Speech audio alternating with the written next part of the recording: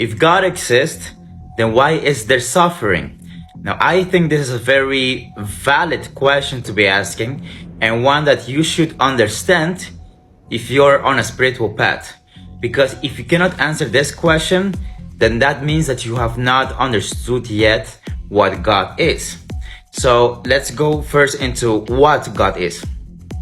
Now, religious template has caused people to understand God as a body, as a literally like a human body that goes around and takes decisions. But this is not true. This is like no one ever have seen a body called God moving around. And the reason for that is because that does not exist. And that is not what we mean when we say God. So what do we mean when we say God? God is pure mathematics. It's just pure energy and movement. It's actually something that is quite meaningless. It's just numbers and letters, just information, which is the foundation of the universe. Everything is measured on information.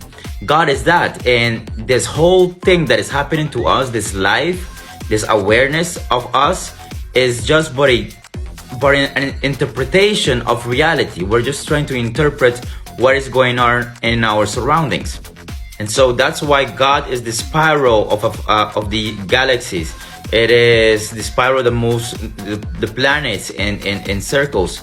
It's what makes things grow, the flowers, because it is just energy and motion. It is just mathematics. God is the laws of nature playing out. That is what God is.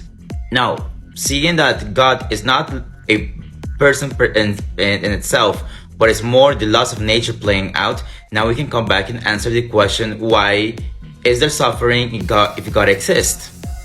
It is not as if God is taking the decision to create suffering. That is actually what God is trying to avoid doing. But heat does not create cold. The lack of heat creates cold. And there is the same, therefore, as God. It's not that God creates the suffering, it's the lack of God that creates the suffering. And so, how do you use this information to your benefit?